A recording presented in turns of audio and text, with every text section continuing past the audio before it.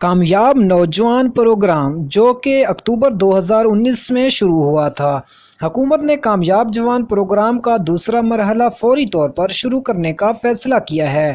اس سلسلے میں فوری طور پر 25 ارب جاری کر دیے ہیں۔ تو ویڈیو تفصیل سے شروع کرنے سے پہلے آپ سب سے ایک گزارش ہے کہ اگر آپ میرے چینل پر نیو وزٹر ہیں تو کائنڈلی پہلے چینل کو سبسکرائب کر لیں۔ چلیے دوستو ویڈیو کرتے ہیں سٹارٹ۔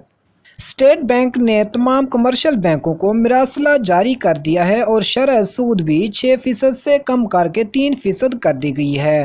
حکومت نے قرض پر مارک اپ میں کمی کے ساتھ ساتھ قرض کی حد 50 لاکھ سے بڑھا کر 2.5 کروڑ روپے کر دی ہے۔ وزیر اعظم یوتھ پروگرام کے چیئرمین اور وزیر اعظم کے معاون خصوصی برائے امور نوجوان عثمان ڈار نے کہا کہ جو نوجوان مشکلات کا شکار ہیں وہ اس پروگرام سے بھرپور فائدہ اٹھائیں اور صرف کاروبار کا منصوبہ بنائیں۔ انہوں نے کہا کہ دوسرے مرحلے میں نوجوانوں کا دیرینہ مطالبہ بھی پورا کر دیا ہے اور بنا گارنٹی قرض کی حد بھی 5 لاکھ سے بڑھا کر 10 لاکھ روپے کر دی گئی۔ اسٹیٹ بینک کے مطابق اس نئی اسکیم میں ملک بھر کے تمام اسلامی بینکس بھی پروگرام میں شامل ہوں گے اور وزیر اعظم کامیاب جوان پروگرام کے اہم خدوکال میں تبدیلی کرتے ہوئے قرض کی مالیت کو 3 درجوں میں تقسیم کر دیا گیا ہے۔ اسٹیٹ بینک کے مطابق 1 لاکھ سے 10 لاکھ روپے تک قرضے 3% شرح سود پر دیے جائیں گے، جبکہ 10 لاکھ سے 1 کروڑ روپے تک کے قرضے 4% شرح سود پر دیے جائیں گے۔ اسٹیٹ بینک نے کہا کہ 1 کروڑ سے 2.5 کروڑ روپے تک کے قرضے 5% شرح سود پر دیے جائیں گے،